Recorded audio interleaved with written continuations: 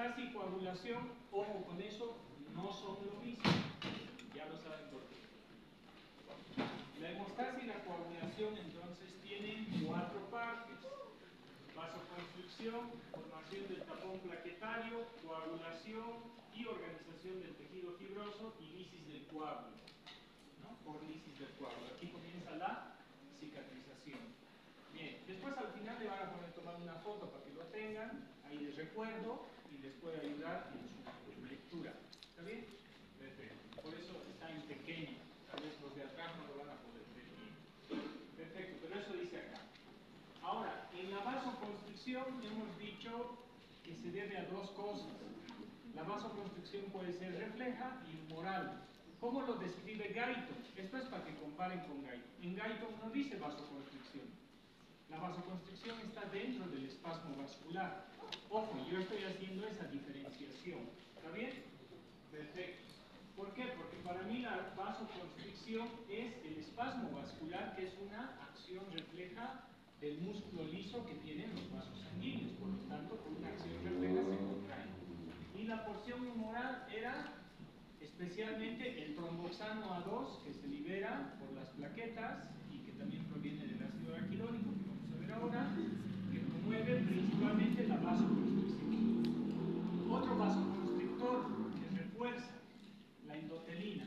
Otro vasoconstrictor, la serotonina podría ser, la adrenalina. Hay muchas sustancias químicas que se empiezan a liberar.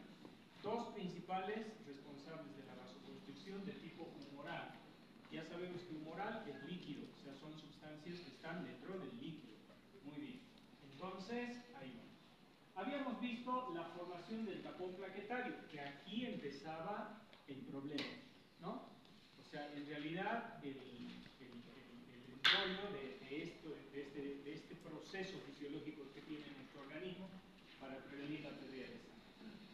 La formación del tapón plaquetario teníamos 3 cosas. Activación de las plaquetas, es sumamente importante que se activen. 2, adhesión plaquetaria y agregación plaquetaria. Habíamos mencionado acá que en la sangre nosotros no coagulamos, porque si no estaríamos formando trombos todo el tiempo, ¿sí o no? Y estaríamos con enfermedades tromboembólicas. Por lo tanto, en la sangre nosotros tenemos sustancias procoagulantes y anticoagulantes. Estas, las que vamos a mencionar ahora, obviamente son procoagulantes, y las anticoagulantes vamos a mencionar una, para no complicarles la vida, pero más adelante.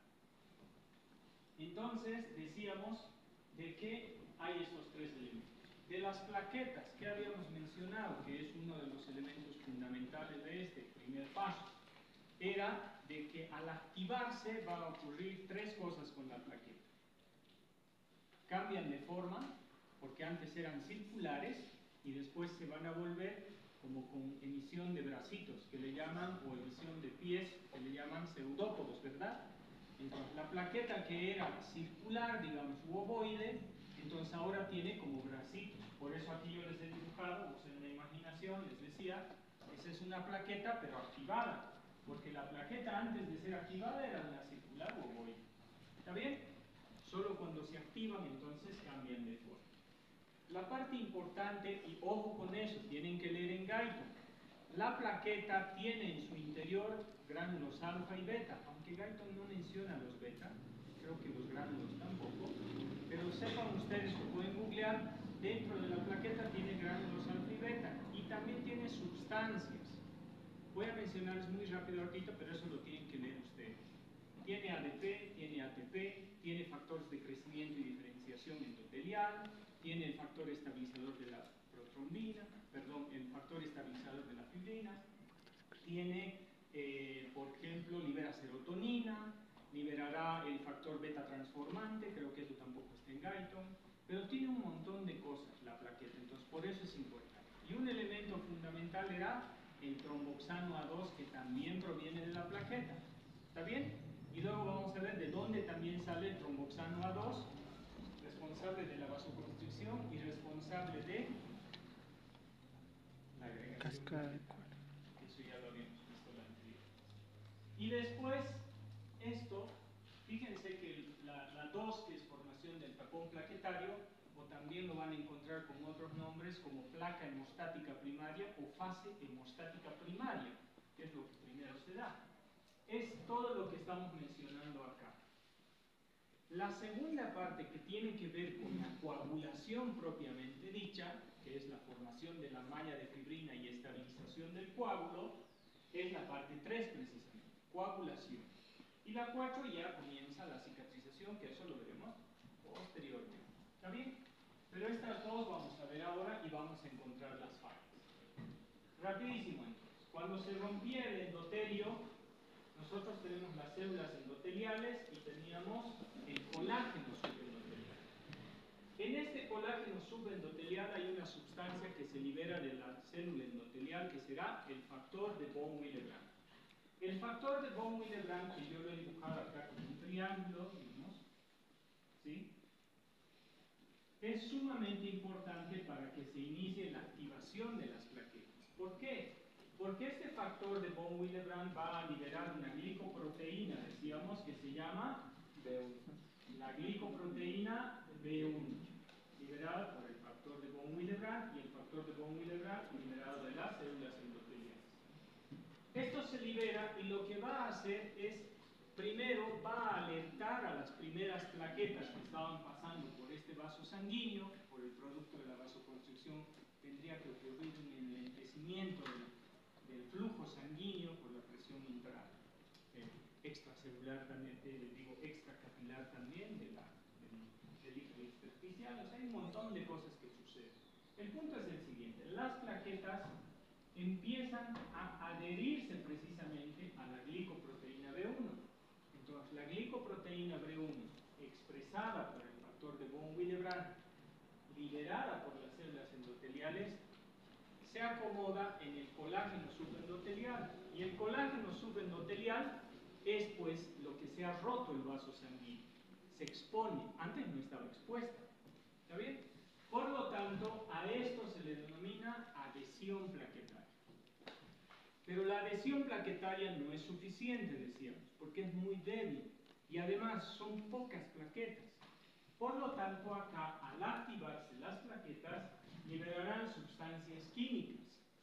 Esas sustancias químicas van a promover que más plaquetas vengan al lugar, pero no solamente que acudan al lugar para reparar el daño y para evitar la pérdida de sangre, sino también que van a empezar ya a liberar sustancias químicas.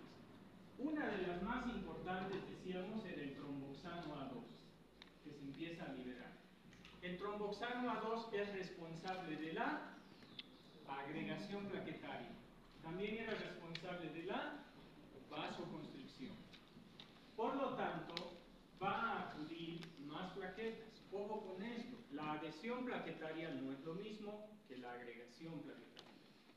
Por lo tanto, más plaquetas vienen ya con cambio de forma y empiezan a, yo le digo brazos, porque se agarran los brazos y se agarran las plaquetas. Es como si todos nos tomáramos de la mano y vamos a formar como una malla. ¿Está bien? Donde esta malla que se vaya a formar se tiene que consolidar y ahí quedan atrapados glóbulos rojos, glóbulos blancos y sustancias igual, pero eso va a formar, digamos, la matriz sobre la cual el tejido va a crecer. El coágulo es la clave para que el tejido crezca, es el andamiaje.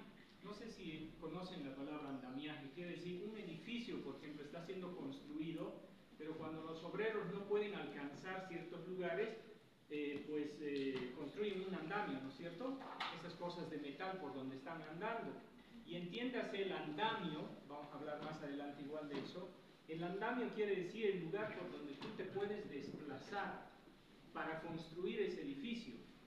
Pues en cicatrización, el coágulo sanguíneo y esta malla de fibrina que se va a ir consolidando es el andamiaje por el cual las células van a caminar y van a reconstruir ese tejido. ¿Está bien? Por lo tanto, tiene que ser sólido. Bien.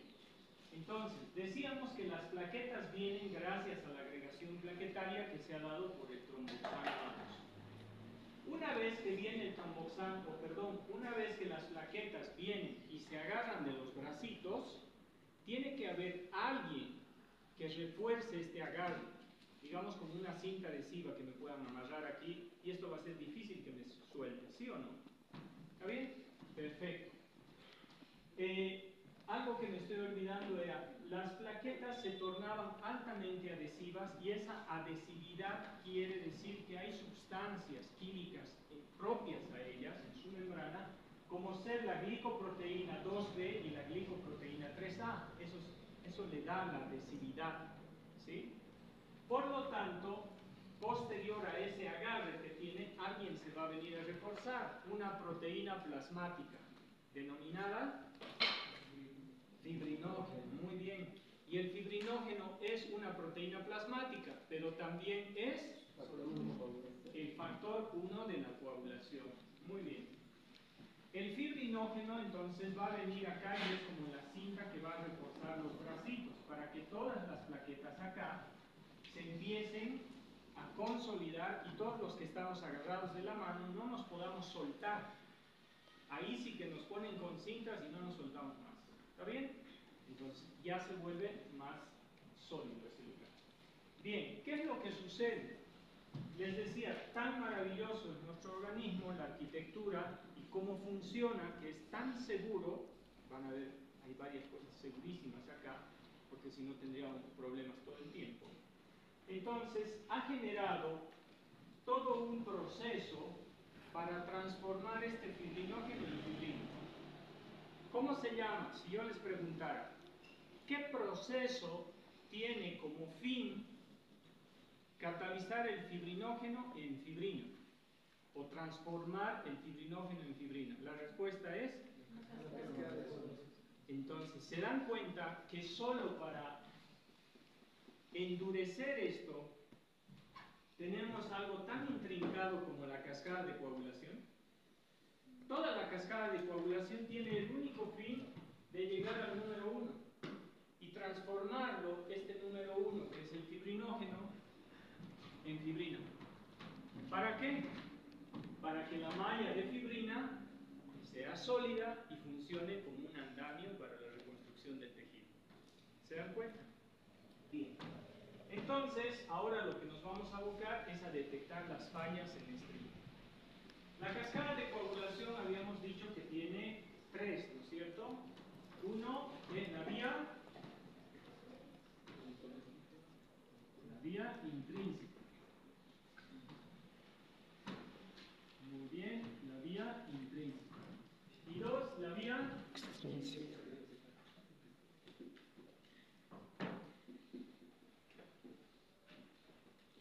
La vía extrínseca, ahí no. Y acá hay una vía común entre ambas. Habíamos dicho en la anterior clase igual, de que la vía intrínseca, que va por dentro, se activa por, obviamente, la ruptura de las células, la exposición de la membrana celular rota, como los fosfolípidos y todas las sustancias que han entrado ahí. Entonces van a activar primero, y la vía intrínseca, ¿por qué factor de coagulación comienza? El 12. Una vez que el 12 reconoce que hay un problema y tiene que transformar el fibrinógeno, entonces se enciende esta máquina. Pero el 12 tiene que formarse en un factor 12 activado. Y es un proceso lento, porque es muy seguro. Por lo tanto, cuando hay una lesión, el factor 12 activado utiliza una molécula química que también se libera a la exposición de la sangre con el tejido también, a la ruptura, ¿sí? Y cuando te sacan sangre en el contacto con el vidrio, ahí es donde se activa, ¿sí? El factor 12 se activa con el cininógeno, que es el que le va a ayudar a transformarse y a seguir su proceso. El factor 12 activado también va a tener otras moléculas como la precalicreína, que luego se transforma en calicreína. Todas son proteasas, todos los factores de coagulación. Y esta calicreína va a reforzar para que todos los factores 12 de coagulación se activen. ¿Por qué? Porque si el factor 12 se activa, va a seguir la cadena. No para. ¿Sí o no? La clave es como, ¿han visto el efecto dominó? La clave es que le toques al primero, ¿no es cierto? Le tocas y nada lo va a parar. Entonces, el factor 12 es la clave. Y así, factor 12 activado, más el ion calcio, que es el factor 4, no se olviden, el calcio es el factor 4, va a activar al factor 11 de la coagulación. El factor 11 activado va a activar al 9. El factor 9 más el calcio, también, más, ahí sí el 9 necesita ayuda, porque no puede hacerlo solo. El 9 necesita de la ayuda del factor 8 de coagulación. Y el factor 8 de coagulación siempre trabaja y es transportado por el factor de von Willebrand. Entonces, el factor 9, con la ayuda del factor 8, que siempre trabaja con el factor de von Willebrand, más el ion calcio, forman un complejo para activar al factor 10 de coagulación. Y el factor 10 de coagulación es el centro. ¿Por qué? Porque hasta aquí termina la vía intrínseca. ¿Está bien? La vía extrínseca se activa con el factor tisular para complicar la vía. Pero esto es muy fácil si lo anotan y hacen sus esquemas para estudiar. El factor tisular es el factor 3 de coagulación, también denominado tromboplastina. En este caso tisular. ¿Por qué? Porque viene de los tejidos. ¿Y por qué? Porque es vía extrínseca. ¿Está bien? Más adelante le voy a mostrar que hay otra tromboplastina. Vamos fácil entonces. Fíjense, el factor tisular, que es proveniente de los tejidos igual, de los fosfolípidos rotos, se encarga de activar al factor 7 de coagulación. El factor 7 de coagulación activado más el calcio, obviamente más un poco de ayuda de la tromboplastina misma del tisular, forman otro complejo con el objetivo de activar al factor 10 de coagulación. ¿Sí? Entonces, ¿qué quiere decir? ¿Por dónde empieza la vía intrínseca? Factor 2. ¿Por dónde empieza la vía intrínseca? Factor 2. Perdón, la extrínseca. El factor tisular que activa al 7. ¿Está bien? Los dos. Perfecto. Y a partir del 10, ¿qué representa? La vía común. El centro. O sea, la vía intrínseca viene y activa al 10. La vía extrínseca viene y activa al 10. Y del 10 para adelante es la vía común entre ambas. Por eso hay 3 vías. Bien. Después de que se activa el factor 10 más el ion calcio, el calcio ven es un comodín, sí, más la tromboplastina, que es este factor tisular, la tromboplastina, el factor 3, tromboplastina tisular, van a activar el factor 5. El factor 5 activado va a activar al factor 2. ¿Cómo se llama el factor 2? Protrombina. Entonces, este es un factor transformante de la protrombina. Y la protrombina tiene que transformarse en trombina. Y la trombina ya con el ion calcio, aquí también la tromboplastina, el factor 3 también actúa, van a catalizar al fibrinógeno.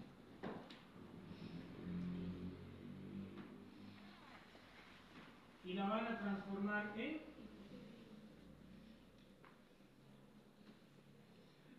fibrina. Listo. Para complicarles un poco la vida, acá también para transformar el fibrinógeno en fibrina va a actuar no solo la trombina, el calcio, sino también el factor 13 de coagulación. ¿Y qué es el factor 13 de coagulación? Es el factor estabilizador de la fibrina. ¿Quién lo libera? Las plaquetas. Para que sea estable. Entonces, ahí. Fácil, ¿no? ¿Quién dijo que era difícil? ¿Se entendió eso? Unas 3 veces repetimos. Bien, esto es bien sencillo, solamente tienen que... Pero el 12 necesita, digamos, de sininógeno. Esa es la clave. El 12 más el sininógeno. Y la calicreína es importante porque la acelera, pero no tanto. ¿Sí? El sininógeno. El 11 al 9 más el ion calcio. ¿El 9 de quién necesitaba? Del 8. ¿Y el 8 trabajaba siempre con él? No, con el factor de von-Willebrand. Y el calcio también. Y luego activaban al 10, ¿sí o no? Ya está. El 7. ¿Quién activaba al 7? El factor tisular. No se olviden también que recibe otro nombre. Se llama tromboplastina tisular. ¿Qué factor de coagulación es? 3. Lo que pasa es que tienen que saber si los sinónimos. Ahí es donde se les complica un poco. Se activa el 7 y del 7 va al 10. Listo. El 10 va a activar al 5, que es la proacelerina. El 5 al 2, que es la protrombina. Pero la protrombina tiene que volverse en trombina. La trombina más el ion calcio va a activar al 1, que sería el fibrinógeno. Y para estabilizar bien al fibrinógeno o a la fibrina, también participa el factor 13 de coagulación, porque no estaba el 13 en ningún lado, ¿sí o no? Vean que el 13 viene aquí al principio, solo para estabilizar. Y la malla de fibrina se va a estabilizar. Recuerdan también que les había mencionado en la anterior clase que el fibrinógeno es una sustancia soluble, que quiere decir, bueno, no han visto materiales dentales, hagamos como el cemento. El cemento, cuando tú preparas un cemento, tienes que darle tiempo para que endure, ¿sí o no? Entonces quiere decir que si tú preparas el cemento fresco, que es esto, no va a endurar por el tiempo, sino necesita de algo que haga que endure, digamos, una sustancia que le eches, ¿sí? Y esa sustancia que le eches para que endure todo esto, digamos, es todo el proceso de la cascada de coagulación. Quiere decir que el fibrinógeno que se puede disolver en agua, al transformarse en fibrina, ya es una sustancia insoluble. Quiere decir que no se va a soltar y ahí es donde se consolida, ¿qué? El paso 3, la coagulación propiamente dicha. Entonces la hemostasia es todo el proceso y la coagulación solamente es una parte, pero es una parte importante de este proceso. ¿Hasta ahí estamos bien? ¿Sí? Ya. Muy bien, listo. Otra vez hemos perdido el tiempo. Vamos, sí, pero ha pasado tan rápido. Ya bien, vamos encontrando las fallas. Bien rápido. Vamos a considerar que son 2 etapas. Esta es una y esta es 2. En esta etapa, ¿quién creen que es importante para que se dé todo este proceso? Las... ¿Ah? No. Las plaquetas. Vamos a empezar por las plaquetas, porque son importantes. Entonces, yo digo, si las plaquetas son importantes, entonces yo debo conocer acá la cantidad de plaquetas.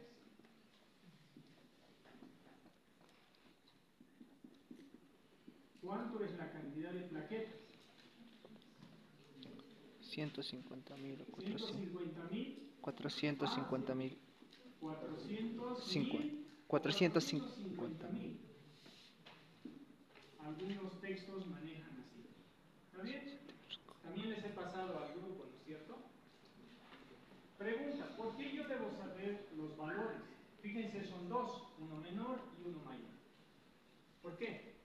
Porque sí, para conocer los parámetros. Parámetros. Recuerdan, los parámetros son menor y mayor. Entonces, así yo voy a saber, por ejemplo, si el paciente no tiene plaquetas, voy a tener un problema que se llama... ¿Cómo se llaman las plaquetas? Trombocitos. Trombocitos. Y el término de penia quiere decir disminución. Por lo tanto, voy a tener un problema de trombocitopenia.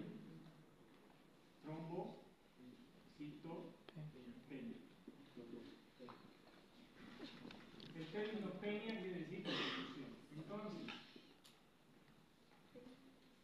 cuando yo pido un laboratorio a un paciente, voy a pedir plaquetas para saber cómo está la sangre, ¿sí o no? Digamos, debo fijarme nada más así de fácil de que esté entre 150 y 450.000. ¿Sí o no? ¿Qué pasa si está en 80.000? ¿Está con? ¿Y qué pasa que está en 80.000? Pues espero que sangre. ¿Por qué? Porque si aquí se activa todo este proceso adecuadamente, se libera el tromboxano A2. ¿El tromboxano A2 qué hacía? Agregación plaquetaria, que es el que llama a las plaquetas. Bien. Y si no tienes plaquetas, ¿a quién vas a llamar? No hay, ¿verdad? Entonces, ¿qué se evita? No hay agregación plaquetaria. No se va a consolidar este coágulo de sangre, por lo tanto va a haber hemorragia. ¿Sí o no? Entonces, la cantidad de plaquetas es importante que nosotros consideremos al momento de hacer alguna cirugía para evitar sangrados. ¿Está bien? Por lo tanto, el problema que puede existir es de que haya menos plaquetas o haya más plaquetas. ¿Está bien? Que puede ocurrir.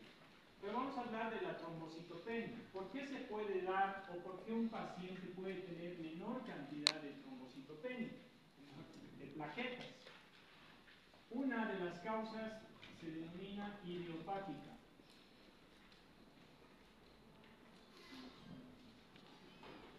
¿Por qué? Porque no se sabe.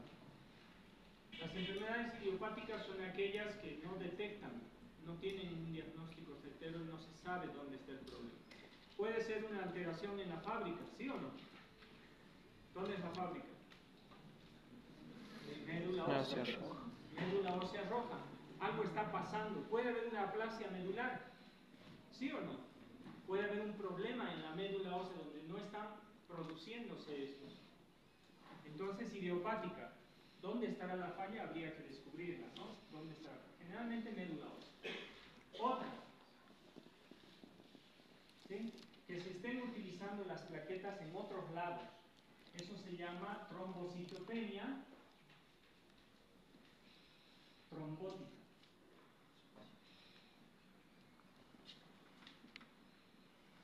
Hay un nombre también que en la parte práctica lo vamos a ver, es el SIC, la coagulación intravascular diseminada.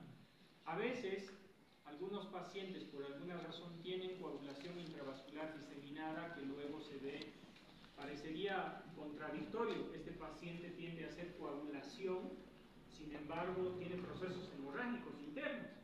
Entonces es un problema porque las plaquetas se están gastando en distintos lugares de su organismo, por eso se llama trombocitopenia trombótica, porque está desgastándose y no hay plaquetas. Esa es una de las razones. Otra, el síndrome hemolítico urémico. Este síndrome hemolítico urémico quiere decir que la sangre pasa por el riñón y por alguna razón en el riñón se están destruyendo las plaquetas. ¿Sí? Entonces, se está destruyendo las plaquetas, por lo tanto no tenemos plaquetas. Luego puede haber otra que es inducida por heparina.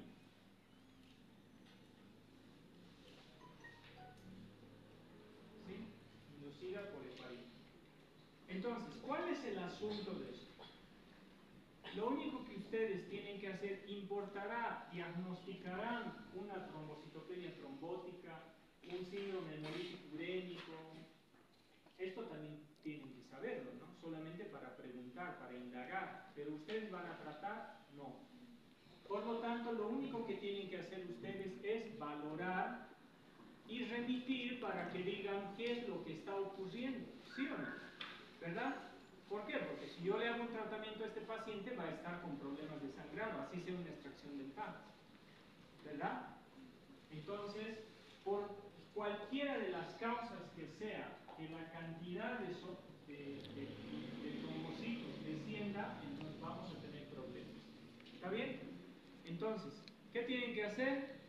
Cantidad de plaquetas en sangre, ¿cuánto es? 450.000 a 450.000. Por microlitro.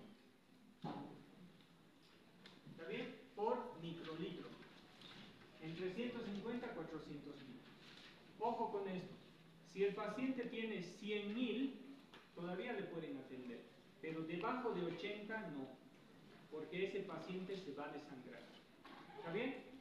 Entonces, muy severo el cuadro si está a menos de 80.000 por microlitro. Ese paciente necesita una transfusión de plasma con plaquetas. Entonces, de hecho, yo a algún paciente he atendido, y modo, hacerse inyectar plaquetas. Viene y le hacemos lo que tengamos que hacer. ¿Está bien? Perfecto.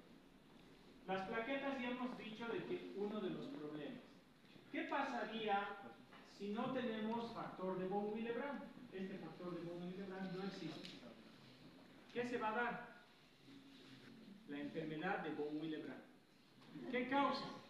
Recibe el mismo nombre, la enfermedad de von Willebrand. ¿Pero qué causa? Si no hay factor de von Willebrand, no hay glicoproteína. Y si no hay glicoproteína, no hay adhesión plaquetaria. Disminuye también la activación. ¿Sí o no? ¿Se formará el coágulo adecuadamente? No. Entonces hay hemorragia. Fíjense esto. Si no hay factor de von Willebrand, entonces enfermedad de von Willebrand. Ahí vamos a ver. ¿Está bien? Enfermedad de von Willebrand. ¿Está bien? Listo. ¿Qué pasa si no hay la glicoproteína B1? Es muy raro. Se llama enfermedad de Bernard-Soulier.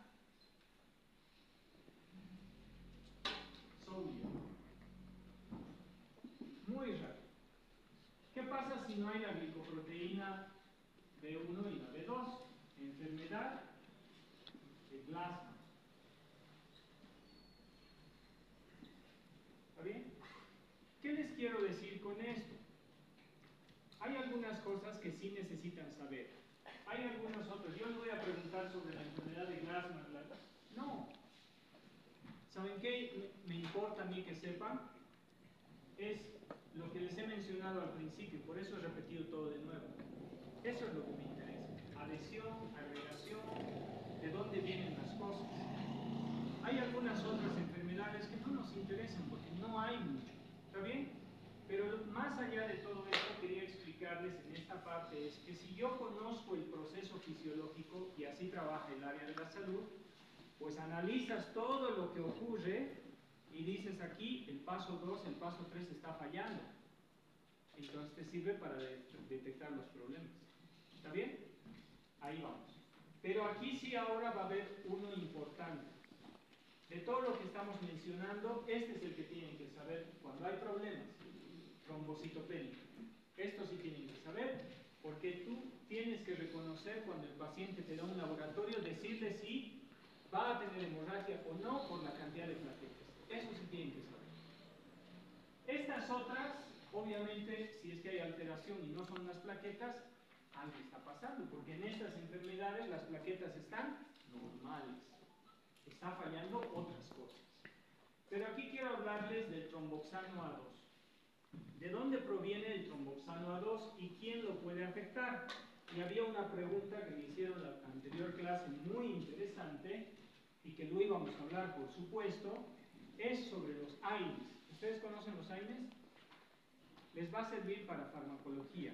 AINE quiere decir analgésico antiinflamatorio del tipo no esteroideo. AINE. Analgésicos antiinflamatorios del tipo no esteroideos. Y yo sé que ustedes los conocen.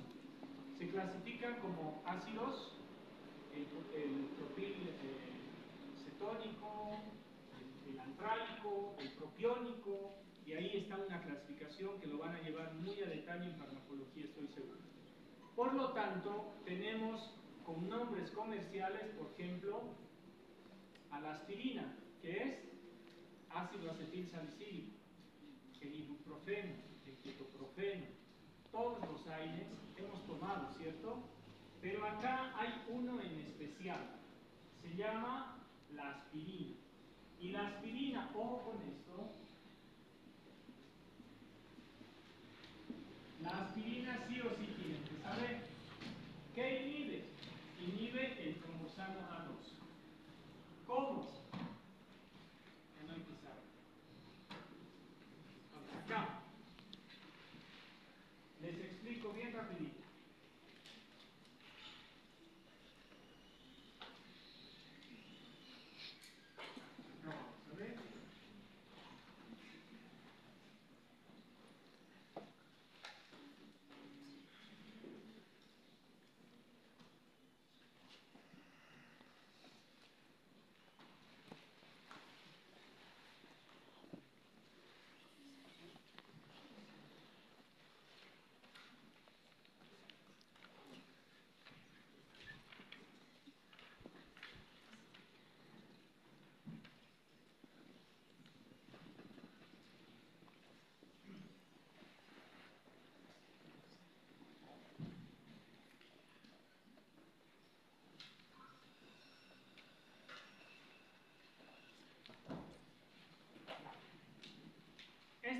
bien rápido. ¿Está bien?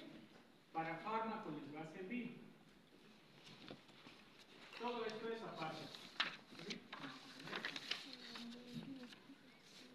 Para entender por qué la aspirina inhibe la agregación plaquetaria. Cuando hay una inflamación, cuando hay ruptura de vasos, ¿qué se rompe?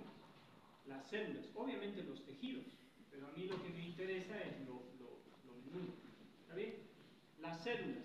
La célula tiene una membrana celular, ¿sí o no? Que está compuesta por un 50% de fosfolípidos y el otro 50% de proteínas. Ya, listo. Entonces, acá sí es importante los fosfolípidos, porque el término de fosfolípido quiere decir que tiene una cabeza fosfato y luego tiene cadenas de... y los lípidos son grasas. Bien.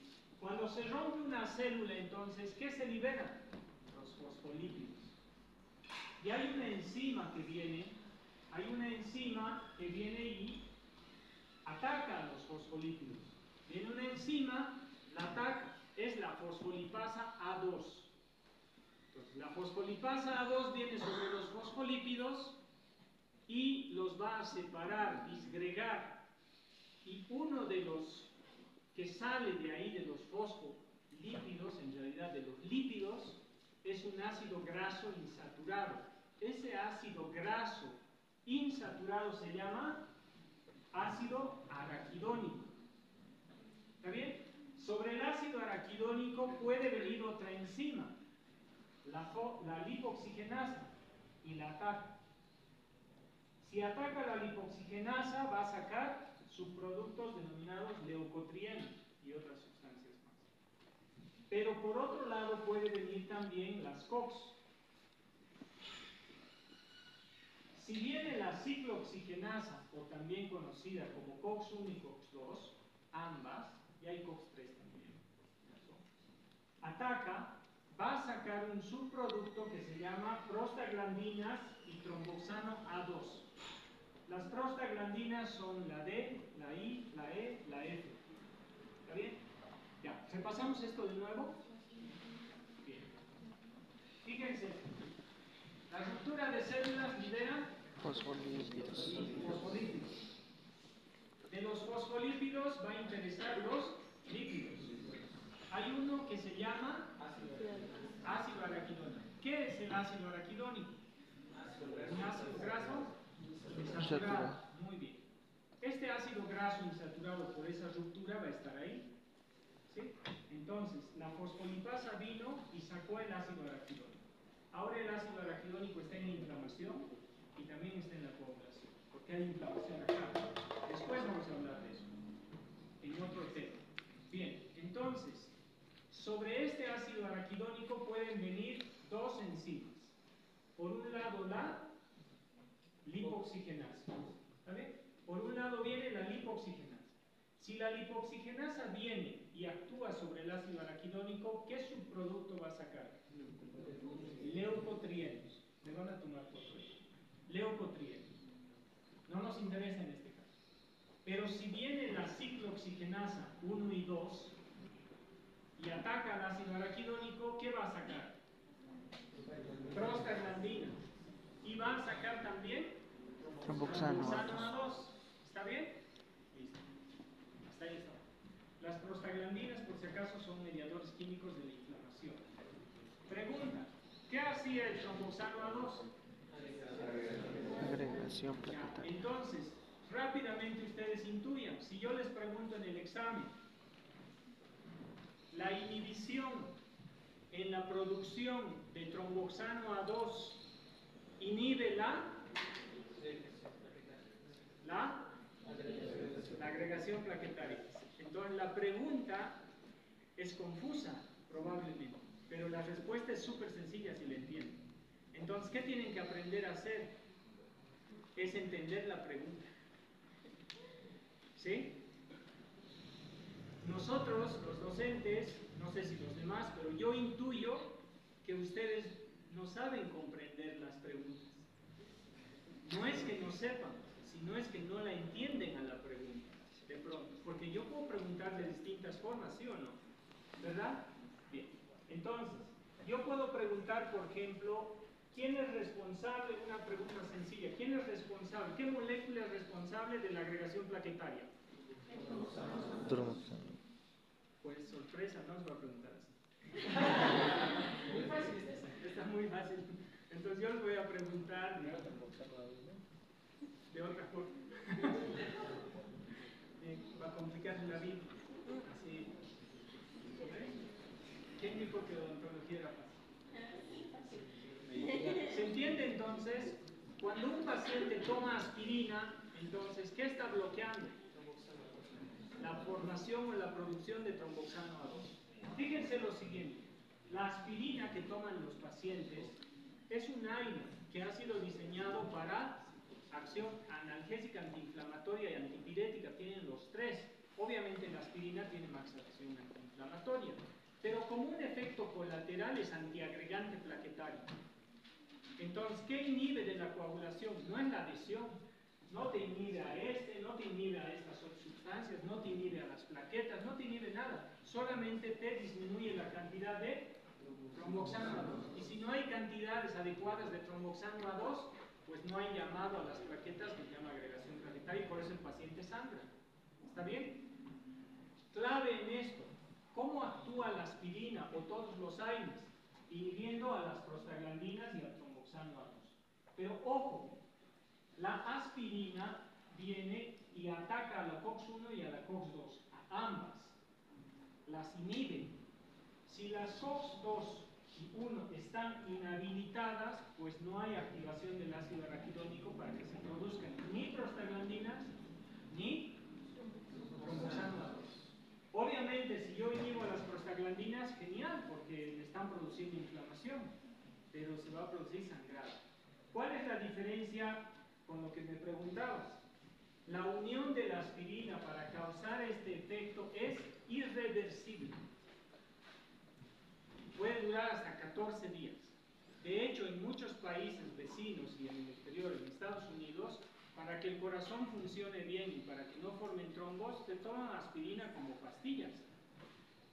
Pero luego vienen a tu consultorio, se hacen extraer algo y luego está con hemorragia. Tal vez no tan fuerte, pero hay hemorragia. Y eso tú tienes que saberlo, ¿sí o no? O puedes suspender, en este caso, ojo, puedes suspender el tratamiento. Pero en el caso de que el paciente esté tomando warfarina o heparina, no puedes suspender el tratamiento. Tienes que hacer interconsulta. Pero la aspirina sí podría suspenderla. Deje de tomar y después de aquí una semana le hacemos su extracción o hacemos un acto químico. ¿Se entiende? Entonces, ¿eso qué te da? Saber todo esto, criterio clínico. Toma de decisiones frente a una persona. ¿Está bien? Perfecto. Entonces, respondiendo a tu pregunta, los demás AINES como el ibuprofeno, el ketorolaco y todos esos, ¿serán antiagregantes plaquetarios? Sí, un poco, porque inhiben también a las COX. De hecho, hay AINES antiinflamatorios que son selectivos y no selectivos. Los no selectivos te inhiben a ambas COX, pero ahora ya han salido unos antiinflamatorios que solamente te inhiben a la COX-2, por un problema de gástrico, todo eso lo van a ver a detalle. Muy bien. Entonces, los demás AINES, su unión o su acción es reversible, por eso no te producen lo mismo que la aspirina. Sí podrían producir, pero el efecto es muy corto porque la unión es reversible. En cambio de la aspirina, no, hasta 14 días. Ahí se entiende. ¿Está bien? ¿Hasta ahí se ha entendido? Entonces, los problemas que van a haber aquí, que nos interesan a nosotros, son dos. Trombocitopenia, por eso, y la aspirina. Ya está. 2 minutos más. Ya. En este caso, por ejemplo, los pacientes presentan petequias, púrpuras y equimosis. Son los signos. Si ustedes quieren buscarlo, vean, petequias, púrpuras, equimosis son unos puntitos. Ellos se golpean y tienen unas lesiones, ¿sí? O la equimosis, hay extravasación de sangre entre los tejidos. esos signos clínicos puede presentar un paciente con trombocitopenia o con una falla en este sector. En cambio, cuando hay fallas en este lugar, vamos a encontrar hematomas, que la equimosis y el hematoma es distinto, hematrosis y también coagulopatías. Pero acá lo más importante para mí va a ser, creo que lo dejamos para la próxima clase, es que es harto de acá y continuamos con inmunología al mismo tiempo. Lo que pasa es que aquí falta de que todos los factores de coagulación se forman en el hígado, excepto unas, hay unas que son vitamina K dependientes, y hay que hablar aquí de las hemofilias A, B y C, y hay que hablar también de los otros problemas relacionados a la warfarina y a la heparina. No me va a alcanzar el tiempo. ¿Está bien? Y la próxima clase terminamos en 5 minutos, porque eso va a ser rápido, o 10.